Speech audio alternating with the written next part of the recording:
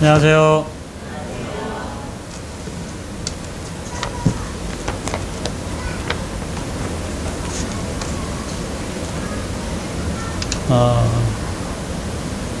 에베소서 4장 1절부터 16절을 같이 읽겠습니다.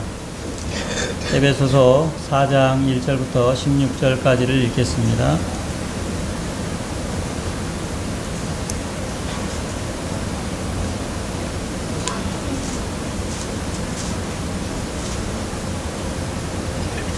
같이 한번 읽겠습니다. 맞춰서. 다 찾으셨죠? 예, 같이 읽겠습니다. 시작. 그러므로 주 안에서 갇힌 내가 너희를 권하노니 너희가 부르심을 받은 일에 합당하게 행하여 모든 겸손과 온유로 하고 오래 참음으로 사랑 가운데서 서로 용납하고 평안에 매는 줄로 성령이 하나 되게 하신 것을 힘써 지키라. 몸이 하나요 성령도 한 분이시니 이와 같이 너희가 부르심의 한 소망 안에서 부르심을 받았느니라. 주도 한 분이시요 믿음도 하나요 세례도 하나요 하나님도 한 분이시니 곧 만유의 아버지시라. 만유 위에 계시고 만유를 통일하시고 만유 가운데 계시도다. 우리 각 사람에게 그리스도의 선물의 분량대로 은혜를 주셨나니 그러므로 이르기를 그가 위로 올라가실 때에 사로잡혔던 자들을 사로잡으시고 사람들에게 선물을 주셨다 하였도다. 올라가셨다 하였은즉 땅 아래 낮은 곳으로 내리셨던 것이 아니면 무엇이냐. 내리셨던 그가 곧 모든 하늘 위에 오르신 자니 이는 만물을 충만하게 하려 하심이라. 그가 어떤 사람은 사도로 어떤 사람은 선지자로 어떤 사람은 복음 전하는 자로 어떤 사람은 목사와 교사로 삼으셨으니 이는 성도를 온전하게 하여 봉사의 일을 하게 하며 그리스도의 몸을 세우려 하심이라. 우리가 다 하나님의 아들을 믿는 것과 아는 일에 하나가 되어 온전한 사람을 이루어 그리스도의 장성한 분량에 충만한 데까지 이르리니 이는 우리가 이제부터 어린 아이가 되지 아니하여 사람의 속임수와 간사한 유혹에 빠져 온갖 교훈의 풍조에 밀려 요동하지 않게 하려 함이라. 오직 사랑 안에서 참된 것을 하여 범사에 그에게까지 자랄지라. 그는 머리니 곧 그리스도라. 그에게서 온 몸이 각 마디를 통하여 도움을 받음으로 연결되고 결합되어 각 지체의 분량대로 역사하여 그 몸을 자라게 하며 사랑 안에서 스스로 세우느니라.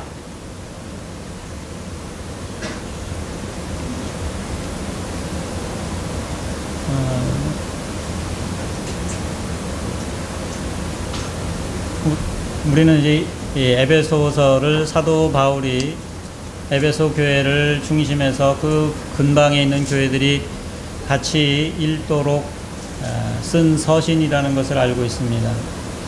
여러분이 누구에게서 편지를 받으면 편지를 읽을 때 보통 어떻게 읽습니까? 편지를 좀 장문의 편지가 왔다. 그러면 한 장 오늘 읽고 요거는 내일 읽어야지. 두 번째 장 그 다음날 읽고 세 번째 장은 그 다음날 읽어야지. 이렇게 편지를 읽으시나요? 그렇지 않죠? 아무리 편지가 길어도 그 편지는 그날 받은 날 특별히 특별한 일이 없으면 받은 날 그냥 처음부터 끝까지 다 읽을 것입니다.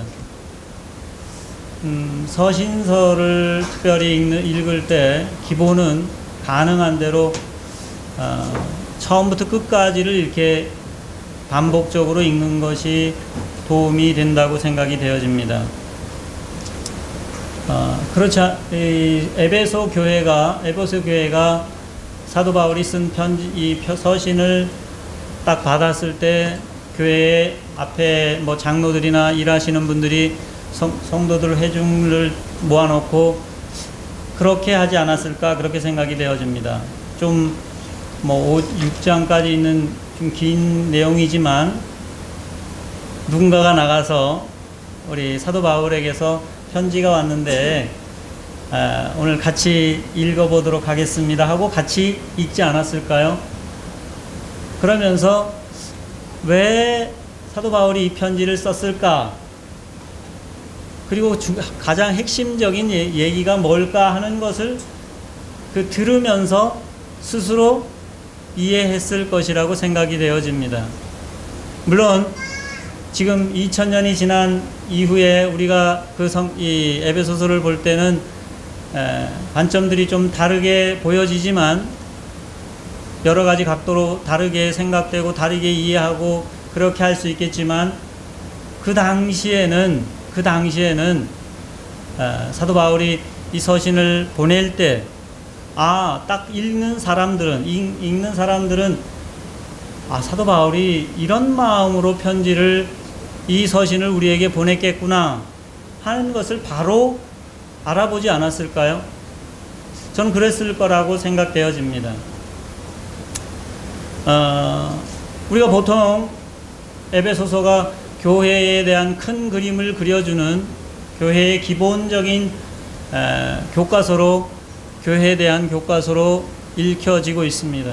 저도 에베소서를 용인에서 한 근 1년 정도 걸쳐갖고 같이 교제한 적이 있습니다. 참 아이러니하지만 뭐 단락단락을 이렇게 나눠가면서 했는데 실제 사도 바울이 그러면 그렇게 우리는 그런 식으로 막 길게 하지만 사도 바울이 이 에베소서를 쓰면서 정말 교회를 향해서 가졌던 그 소원하는 마음, 저희가 그냥 사도 바울이 에베소 교회나 교회들을 향해서 편지를 쓸 때 별 의도를 가지고 편지를 쓰지는 않았을 것입니다. 하나님께서 그에게 주신 그 교회를 염려하는 마음에, 교회를 생각하는 마음에서 어떤 서신을 보낼 때는 그가 그 마음에 가득한 것을 담아서 그 서신을 보냈을 것입니다. 여러분이 특별히 에베소서를 읽으시면서 이 교회에 대해서 우리가 계속 교제를 하면서 사도 바울이 이 서신을 보내면서 담고 자기 마음에 가득하게 담고 있었던 그 소원하는 바, 그게 무엇이라고 여겨지십니까?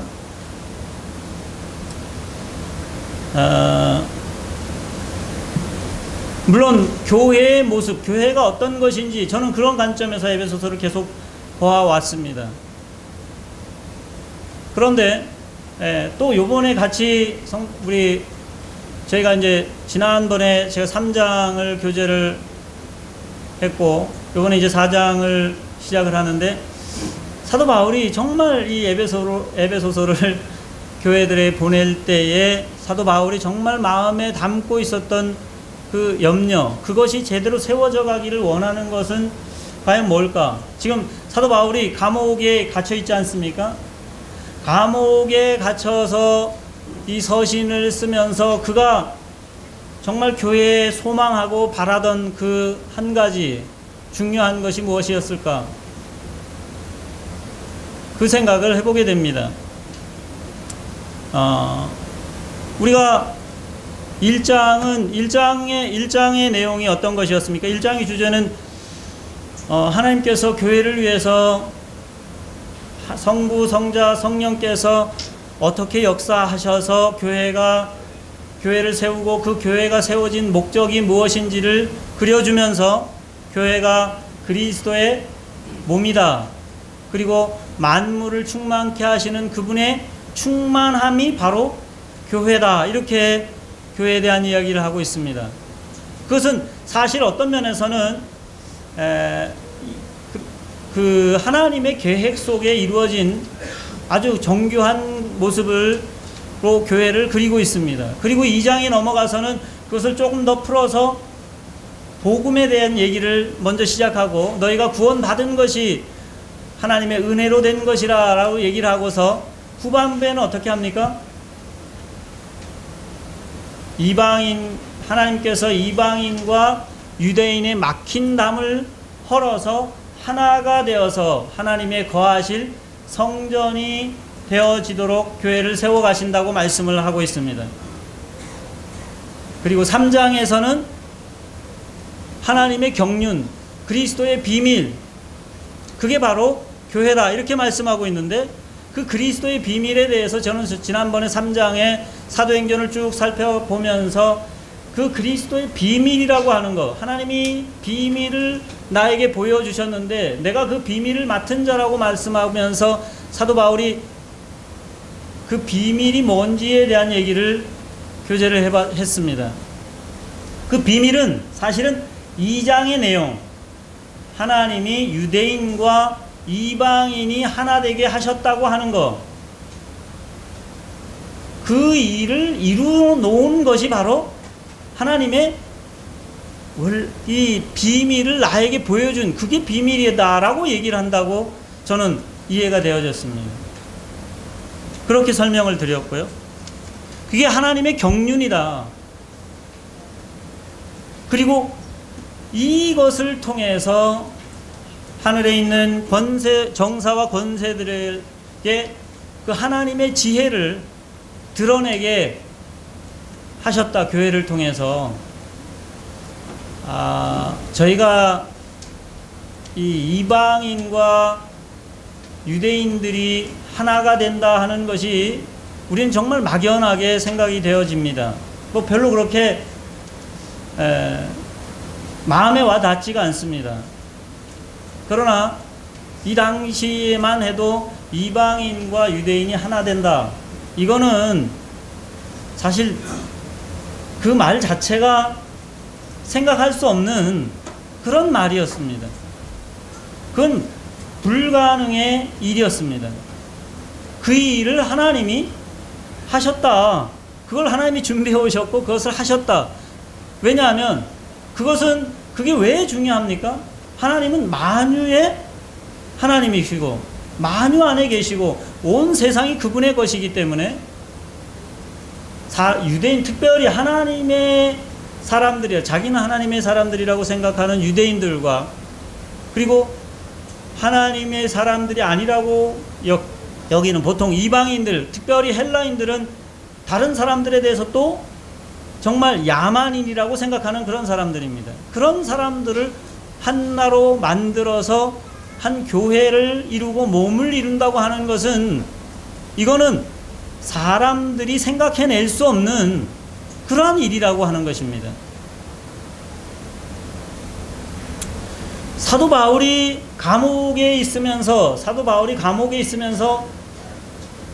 부름받은 것이 이방인들을 통해서 이방인들에게 주로 복음을 전해서 이방인들과 사실은 유대인들이 같이 섞여 있는 교회들을 주로 계속해서 세워왔습니다. 그렇지 않습니까?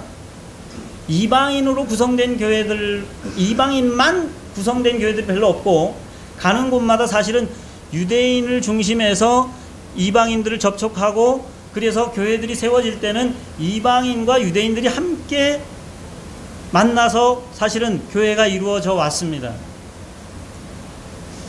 제가 생각하기에 사도 바울이 옥에 갇혀 있으면서 가장 염려되는 게 무엇이겠습니까? 교회를 향해 생각할 때 그것은 하나님이 그렇게 유대인과 이방인 하나 될 물과 기름같이 섞일 수 없는 그 사람들을 하나로 섞여놔서 하는 몸을 이루게 하셨는데, 그들이 계속해서 이 하나 되게 하신 것을 정말 유지해 갈 수 있느냐? 이거는 이방인의 사도로 부름을 받은 이 사도 바울에게는 정말 중요한 일이었을 것이라고 생각되어집니다. 그들에게 복음을 전해서 그 복음 때문에 하나가 됐는데, 그 하나된 사람들이, 하나된 교회가 계속해서 그 모양새를 유지해 가면서 자라갈 수 있느냐 하는 것은 사도 바울이 옥에 있으면서도 어쩌면 마음의 가장 큰 부담으로 가지고 있었던 것이 아닌가, 그런 생각을 해봅니다. 여러분이 그러면 에베소서를 쓸 때, 에베소서에 지금 우리가 1, 2, 3장을 이미 교제를 해왔는데, 제가 1, 2, 3장을 쭉 흐르면 하나님께서 교회를 이방인과 유대인들이 하나 되게 하셨다고 하는 것, 특별히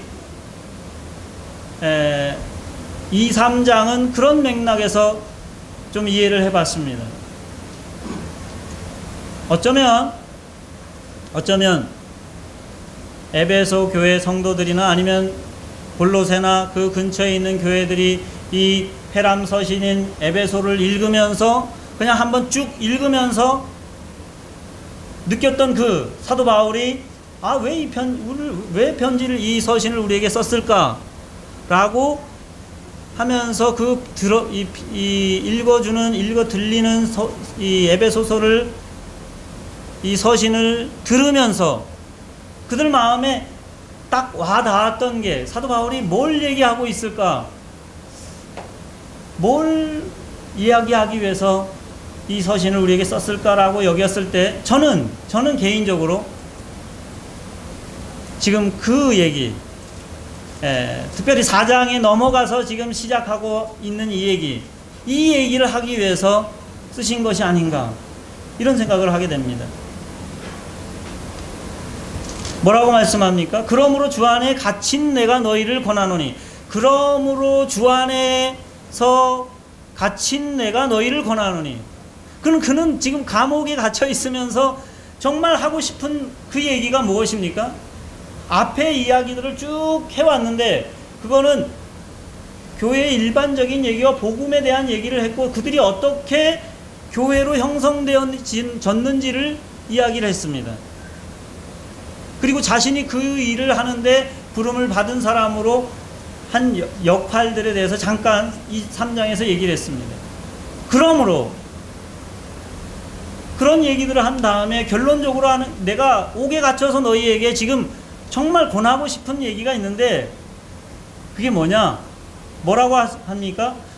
너희가 부르심을 받은 일에 합당하게 행하여 모든 겸손과 온유로 하고 오래 참음으로 사랑 가운데서 서로 용납하고 평안에 매는 줄로 성령이 하나 되게 하신 것을 힘써 지키라. 여기서 제일 핵심적인 말이 뭐겠습니까?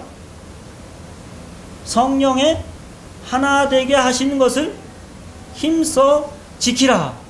여기에 초점이 있지 않겠나. 물론 이후에 계속해서 하는 권면의 말씀들이 많이 있지만,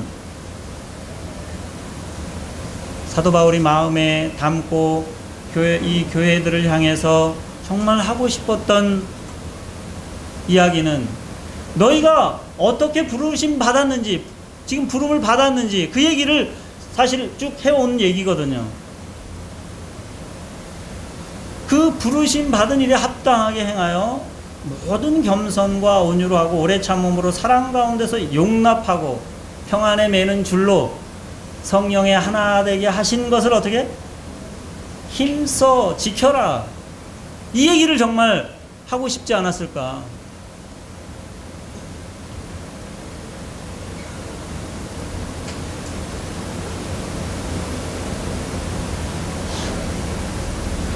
하나님이 사실은 복음으로 통해서 하나님이 교회를 하나 될 수 없는 그 사람들을 모아서 하나 되게 만들어 주셨고, 그럼 우리가 하나 되게 만드는 일은 우리의 일이 사실 아닙니다. 그것은 하나님이 하시는 일인 것입니다. 근데 문제는 그것을 유지하고 지키고 그 몸이 더 건강하게 하는 일은 누구의 책임입니까? 우리에게 맡겨서 그 일을 하게 하시는 것입니다. 이것은 정말 중요한 일이고, 사도 바울이 그 감옥에 갇혀 있으면서 가장 염려하는 일 중에 하나였다고 생각이 되어집니다. 일반적으로 초대 교회, 지금 아까도 그런 말씀을 드렸지만 초창기 사도 바울을 이 초대 교회들은 주로 우리가 성경에서 접하는 초대 교회들은 거의가 누구를 통해서 세워졌냐면은 사도 바울을 통해서 세워진 교회들이 전부 거의가 나오고 있습니다. 아까 말씀드린 대로 그들은 하나 될 수 없는 사람들이 복음으로 말미암아 하나 된 사람들입니다. 에베소서를 이렇게 저는 그렇게 그런 관점에서 이해가 되어지는데, 사실 이런 염려들은 로마서에서도 저는 동일하게 보여집니다. 우리가 지금 로마서를 묵상하고 있는데 로마서가 복음에 대한 진술을 우리에게 전해주고 있습니다. 근데 로마서도 동일하게 저는 로마서는 에베소서의 확장판이다 이렇게 좀 개인적으로는 생각하는데, 물론 관점들은 전혀 조금 차이가 있습니다. 에베소서는 이미 사도 바울이 옥에 갇혀서 교회를 염려하는 측면에서 기록했다는 측면이 좀 다른 측면이 있지만, 로마서는 어떻습니까? 로마서는 지금 사도 바울이 이 교회를 복음을 전해서 이방인 중에서 복음을 전하면서 교회를 세우는 가운데 지금 로마에다가 편지를 썼습니다. 로마서도 마찬가지입니다. 로마서도 우리가 서신서라고 알고 있습니다. 근데 너무 상당히 길어서 그게 어떤 하나의 논문처럼 긴 글로 보이지만 그것도 여전히 뭡니까? 편지입니다. 동일하게 생각을 해보세요.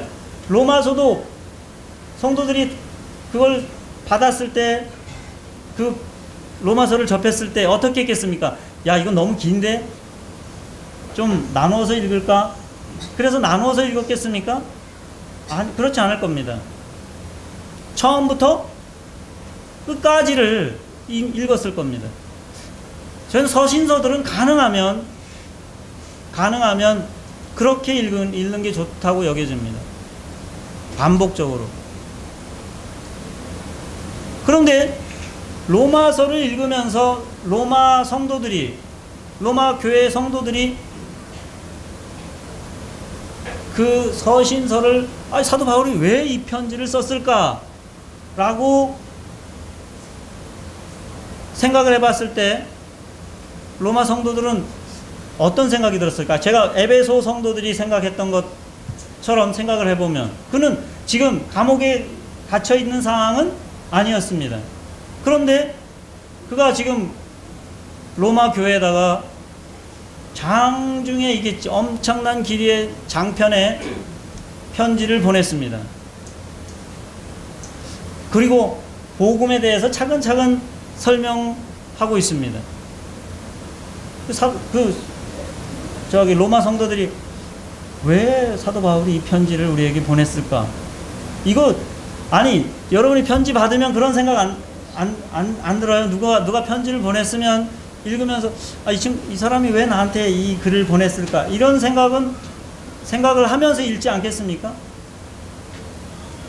교회인 이 로마 교회에다가 이미 교회인데 왜 그들에게 이 복음을 다시 말하는 그 장문의 편지를 보냈겠습니까?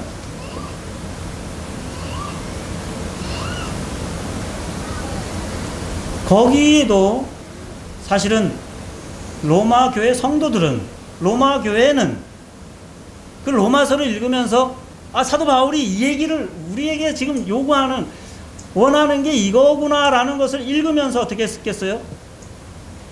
바로 파악했을 겁니다.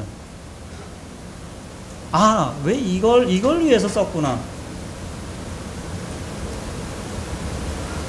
그게 뭔지 여러분이 한번 다시 로마서를 한번 읽어보시면 지금 잘 묵상해 가고 계시겠지만 처음부터 끝까지를 한번 쭉 읽어보시고 이래서 썼나? 하고 생각해 보시겠어요? 저는 개인적으로 로마서도 거의 비슷한 맥락에서 쓰여졌다고 생각이 되어집니다. 지난번에 그런 말씀을 드린 적이 있는지 모르겠는데, 로마 교회는 지금, 로마 교회도 사실은 그 상황들이 이런 상황이라고 생각하시면 되겠습니다. 로마 교회는 사실 어떤 면에서는 유대인을 중심해서 세워진 처음에는 그런 교회였던 것 같습니다. 그런데 거기에 유대인 외에도 헬라인들이 더해져서 교회가 유대인과 헬라인이 같이 있던 교회인데, 유대인이 로마에서 나가라는 글라디우스 그 칙령이 내려져서 로마 사람들이 어떻게 했습니까?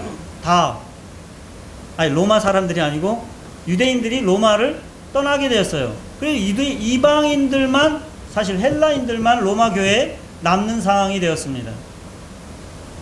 그러니까 로마 교회는 헬라인으로 구성이 되어 있었어요. 그러나 그 글라우디우스 그 칙령이 해제가 돼서 다시 유대인들이 글로 갈 기회들이 생겼고, 유대인들이 다시 모이는 그런 상황이 거기 발생이 됐고, 교회가 유대인과 이방인들이 다시 만나는 그런 기회가 됐을 거라고 생각이 되어집니다. 그런데 옛날 상황하고 어떻게? 다른 상황이 되었어요. 예전에는 어쩌면 유대인이 더 핵심적인 역할을 했을지도 모르겠습니다. 그런데 이제 이방인들이 중심에서 되어지고 유대인들이 이방인처럼 되어진 그런 교회였을지 모르겠습니다. 그래서 그 로마서를 쭉 읽어보면 이 헬라인들, 이방인들에 대해서, 유대인들에 대해서 무시하지 말아라. 그리고 유대인들은 어떻게? 자기들이 그 유대 관습에 따라서 서로 대하지 못하는 음식이나 이런 문제로 서로 약하다고 서로 여기는 그런 부분에 대해서 받을 것을 권하고 있습니다. 그러면 결국 이 편지를 로마서를 쓰는 이유가 뭐냐? 그들이 어떻게 하면 다시 하나 돼서 서로를 받을 수 있는지, 받아들이고 서로를 용납하고 하나 된 것을 확인하고 교회의 한 모습을 갖출 수 있을지, 이걸 그리면서 사도 바울이 복음을 다시 썼다라고 여깁니다. 왜냐하면 그 복음으로 말미암아 교회는 하나가 되거든요. 그리고 사도 바울은 지금 복음을 계속 전하는 중에 있었기 때문에 그의 관심은 지금 서아시아와 고린도 지역이나 이런 지역에서 복음을, 고린도에서 우리가 로마서를 썼다고 보통 생각을 하는데, 사도 바울의 마음은 그 이상 복음이 더 전파되기를 소망하고 있었습니다. 그런데 지금까지 소아시아 지역을 중심해서 이방인 선교의 핵심적인 역할을 하던 교회는 어디였습니까? 안디옥 교회였습니다. 이스라엘 땅에 있는 안디옥 교회. 근데 그 이상 더 유럽으로 더 확장하기 위해서 사도 바울이 그리고 있던 그 전초 기지는 바로 어디겠습니까? 로마예요, 로마. 근데 로마 교회가 하나가 되지 못하면, 로마 교회가 서로 어려움이 있다고 하면 그 일은 이루어지지 어렵습니다. 그래서 다시 복음을 전하고 그 복음 안에서 자신들을 보게 하고, 그래서 그들이 정말 하나 되게 해서 복음의 일들이 계속해서 스페인까지 넘어가서 확장되기를 소원하는 마음을 가지고 로마서를 기록하지 않았을까, 저는 개인적으로. 그리고 여러 학자들이 그렇게 이야기를 합니다. 에베소서도 그런 맥락에서 지금 감옥에 갇혀 있으면서 사도 바울이 그런 의도를 가지고 에베소서를 기록하고 있다고 하는 것입니다. 그래서 둘이 하나 되게 했다고, 다 막힌 담을 헐고 그 하나 될 수 없는 사람들을 하나 되게 만들었다고 하는 그 얘기를 강조하고 4장에 들어서 지금 성령의 하나 되게 하신 그것을 힘써 지키라고 말씀하고 있습니다. 이게 왜 핵심적인 구절인가 하면은 그 아래에 쭉 말씀하는 5절부터 5, 6, 7절에 하나라고 하는 말을 어떻게 합니까? 반복해서 설명을 하면서 하나 된 이유를 더, 하나 돼야 될 이유를 더 이야기를 하고 있습니다. 물론 앞에 나오는 그 몇 가지 부르심을 받은 일에 합당하게 행하고 겸손과 온유로 하고 하는 이 다른 것들이 그냥 독립적으로 뭔가 겸손과 온유로 서로에게 행할 것을 권하는 것 같지만 그 목적을 두고 하신 말씀이 아니고 하나 되게 하기 위한 노력으로 사실은 그 말씀 앞에 있는 말씀들을 권면하고 있다고 하는 것입니다.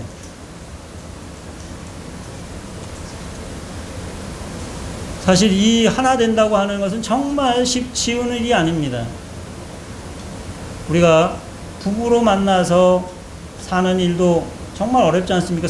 하나님께서 그걸 하나 되게, 하나님이 그것도 하나 되게 하셨다고 그렇게 말씀하고 있지 않습니까? 그런데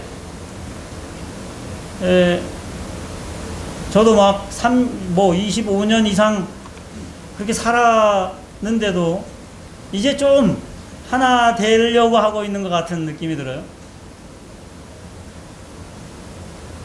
그런데 생판 정말 서로 적대시되는 사람들을 둘이 하나 되게 하신 그 일을 지켜가는 일은 정말 쉬운 일이 아닌 것입니다. 그래서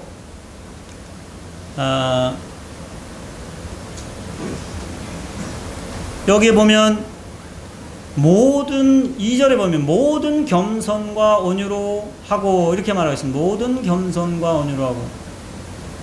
모든이라는 것은 무슨 말입니까? 그냥 다 이게 총력을 기울이는 것을 의미하지 않습니까? 거기 같은 표현을 하고 저는 생각되는 게 하나 있는데 평안에 매는 줄로 성령에 하나 되게 하신 것을 힘써 지키라. 힘써 지키라고 이렇게 또 권하고 있습니다. 힘쓴다. 힘써서 지키라. 힘써서 뭔가를 한다. 이 말도 어떤 면에서는 모든 것과 연관이 되는 표현이라고 생각이 되어집니다. 어떤 일에 힘을 쓴다 하는 것은 무슨 의미를 가지고 있습니까? 별로 중요하지 않은 일에 덜 중요하다고 여기는 그 일은 어떻게 합니까? 좀 제쳐놔야지 내가 어떤 일에 힘을 쓸 수가 있는 것입니다. 힘을 쓴다고 하는 것은 다른 것에 들어가야 될 어떤 것을 내가 정말 중요하게 여기는 것, 그것에다가 힘을 몰아주는 것이 힘을 쓰는 거 아닙니까? 그건 애써서 신경 써서 내가 그 일에 집중하는 것입니다. 모든 겸손과 온유, 그리고 하나님이 하나 되게 하신 것을 지켜가는 일은 힘써 지켜야 할 일. 내가 이 주의를 정말 집중해서 그 일에 집중해야 될 일로 그렇게 말씀하고 있습니다. 저는 이 부분을 생각할 때 사도 바울이 왜 앞부분에 그들이 하나님이 어떻게 해서 그들을 하나 되게 만들었는지를 계속 얘기하는 이유가 여기 있다고 봅니다. 그것은 그들이 복음으로, 그리스도의 복음으로 말미암아 하나 되었습니다. 복음은 우리를 구원하시는 능력이 있습니다. 그런데 복음은 우리를 구원하실 능력뿐만 아니라 하나 되게 하시는 그 능력, 하나 되게 하시는데 여기 뭘 요구하냐면 겸손과 온유. 그 겸손과 온유가 어디에서 옵니까? 복음은 우리를 정말 겸손하게 하지 않습니까? 온유하게 만듭니다. 사도 바울이 앞에 복음을 얘기할 수밖에 없는, 그들이 어떻게 하나 되게 만들었는지를 이야기할 수밖에 없는 이유들은 그것만이 그들을 하나 되게 하는 것을 지켜갈 수 있도록 하는 동력이 되기 때문이라고 여겨집니다. 복음으로 그들이 부르심을 받아서 하나가 되었습니다. 복음은 우리를 죄에서 구원해서 하나님의 자녀와 하나님 나라의 백성으로 만드는 것으로 그치는 것이 아니고, 우리가 우리의 생활을, 우리의 교회 생활과 세상을 살아가는 것에도 여전히 하나님의 능력이 되어지는 것입니다.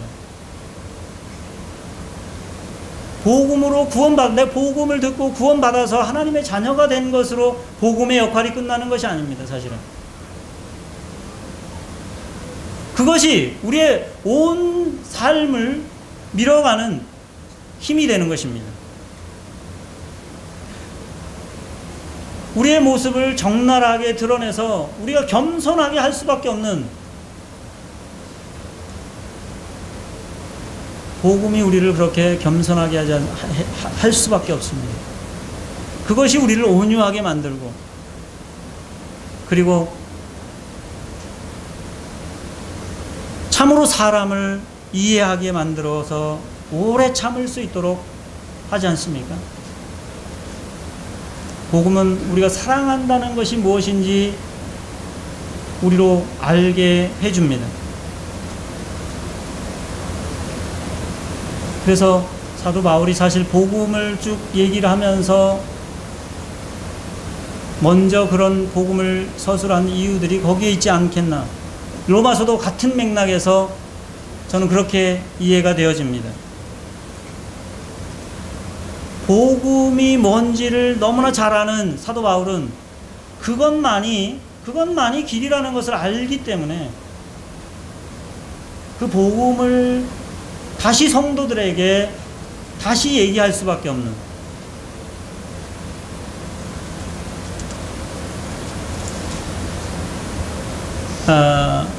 사실 교회는 정말 아이러니합니다.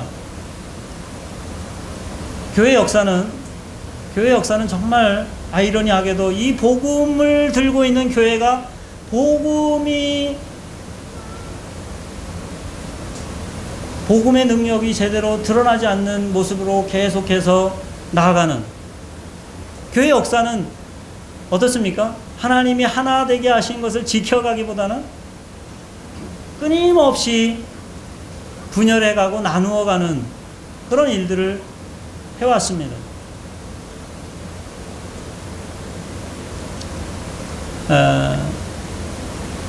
하나님이 하나 되게 하시고 하나님이 그 하나 되게 하는 것을 정말 기뻐하셔서 그 일을 하셨는데, 교회는 하나님이 가장 슬퍼하는 일을 꾸준히 해오고 있었습니다. 그래서 하나 되지 못하는 것, 나누어지고 분리되는 것이 어떤 면에서는 당연한 것처럼 그렇게 받아들이고 있습니다. 그러나 그것은 정말 복음이랑 가장 대치되는 그러한 일로, 복음을 가리는 가장 큰 일 중에 하나가 나누어지는 거 아닙니까? 교회, 세상 사람들이 그렇게 말하지 않습니까? 교회를 향해서.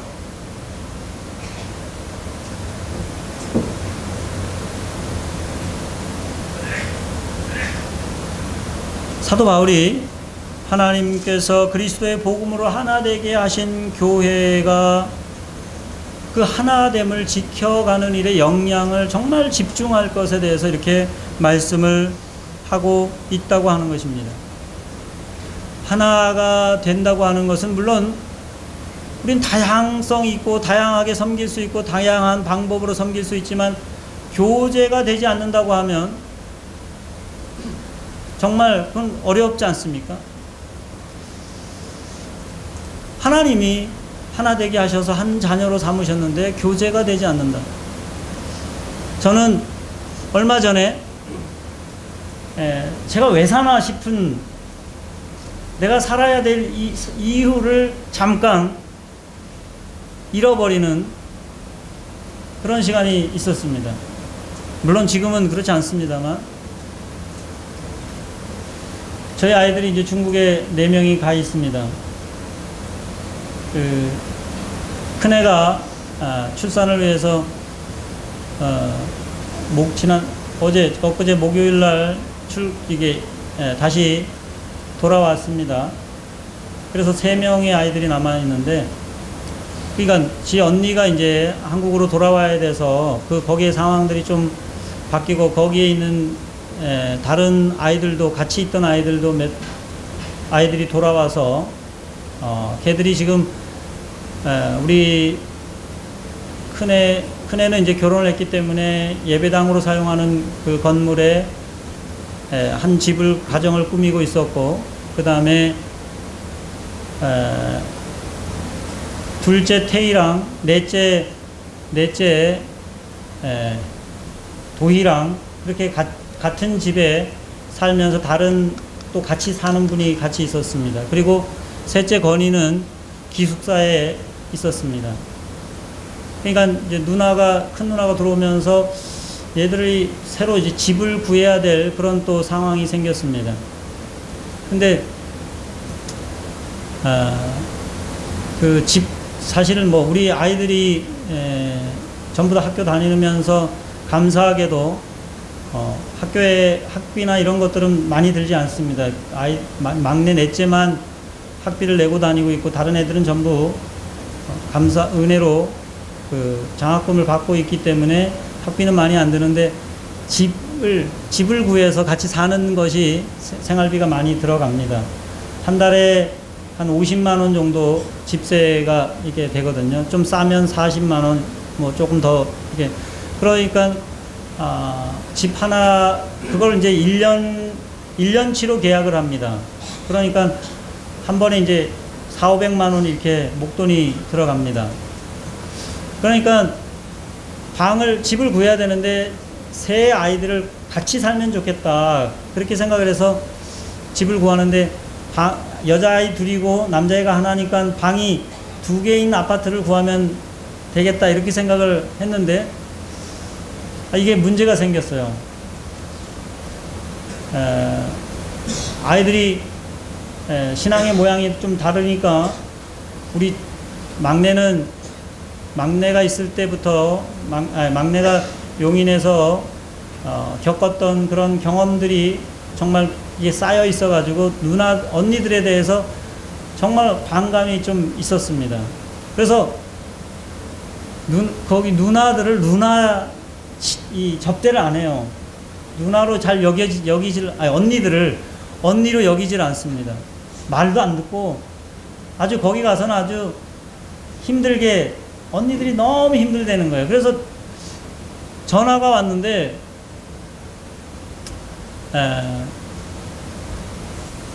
태희랑 도희가 이 둘이 같이 있어야 되는데 같은 방 못 쓰겠다는 거예요. 같은 방 못 써서 방이 3개짜리를 구해야 된다는 거예요. 한 돈 100만 원이 이렇게 훅 늘어나는 일인데.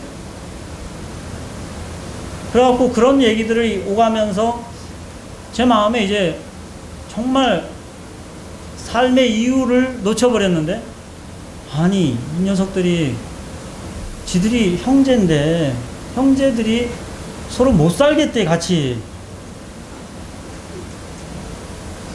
내가 지금 제가 막 일을 많이 해서 돈을 많이 보내는 건 아니지만, 그래도 내가 즐거움으로 일을 하면서 일을 하고 걔들이 잘 사는 게, 정말 거기 있는 애들이 잘 지내는 소식을 듣는 게 기쁨인데, 어떻게 같은 방에 같이 못 살겠으니까 방을 하나 더 있는 집을 구하겠다고. 정말 이런 얘기들을 하면서 제 마음에 얼마나 큰 낙심이 되고 어려움이 됐는지. 아니, 아무리 어려움이 된다 그래도 자기네들 형제인데 그걸 같이 못 산다 하는 것은, 그러니까 제가 거기 겪어보지 않아서 그런 얘기들을 제 피부로 이렇게 이해를 다 할 수는 없지만, 그러나 내 부모된 마음은 그래도 니들은 형제잖아. 그런데 같이 못하겠다. 이거는 제가 그날 하루 종일 정말 슬픔에 내 사는 이유가 뭐냐. 내가 왜 사냐. 나 정말 살 이유가 없는 그런 사람처럼.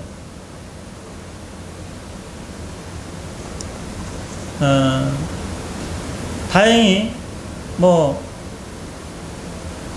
도희도 그렇고 태희도 그렇고 자기들의 태도를 바꾸어서 서로 화해가 되고 지금은 도희가 아주 많이 좋아졌습니다. 그 일을 겪은 이후에.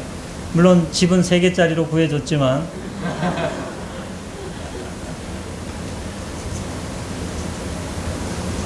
부모 마음이 이렇습니다.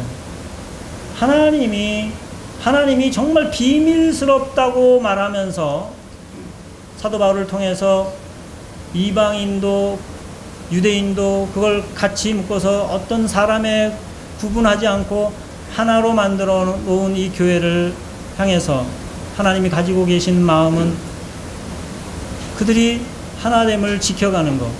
그 일은 사실은 복음으로만 가능한 일이고 복음으로만 그런 마음을 가질 수 있는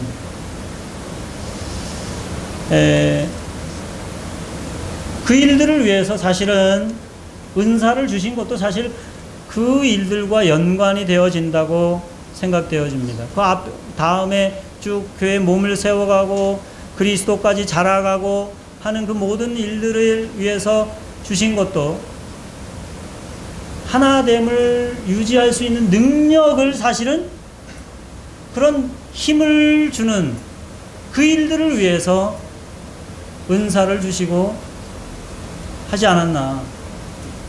왜냐하면 그 지금 한 맥락에서 얘기를 하고 있거든요. 저희가 뭐 그 뒷부분은 벌써 시간이 많이 가서 이야기하기 어려운데 저희가 복음 집회를 복음 캠프를 또 계획을 하고 있습니다. 물론 부도자들을 우리가 위해서 기도하고 부도자들이 주께 돌아와서 몸에 더해지기를 소원하고 있습니다만 사실 복음은 항상 우리에게 필요한 것입니다. 그리고 그 복음을 받은 사람들이 복음을 살아내도록 복음을 제대로 이해한 사람들이 여러분이 복음을 들으면서 그것이 정말 내 삶과 같이 할 수 있느냐. 지금 여기 몇 가지 요구하는 것들 그게 복음의 핵심이기 때문에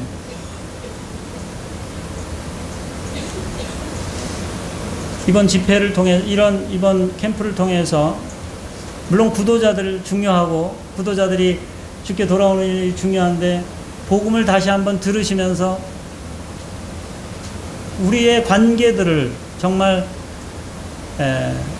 성도들과의 관계 아니면 또 교회들과의 관계 이런 관계들을 생각하면서 그런 혹시라도 무너진 관계들이 있다면 회복되는 그런 시간이 되면 성도들에게는 좋겠다 하는 바람이 있습니다. 구원받지 못한 분들은 복음을 통해서 이 비밀스러운 정말 이해되지 않는 사람들이 모여서 하나가 되어서 돌아가는 이 교회의 비밀에 참여할 수 있게 되기를 바랍니다. 네, 기도하시고 마치겠습니다.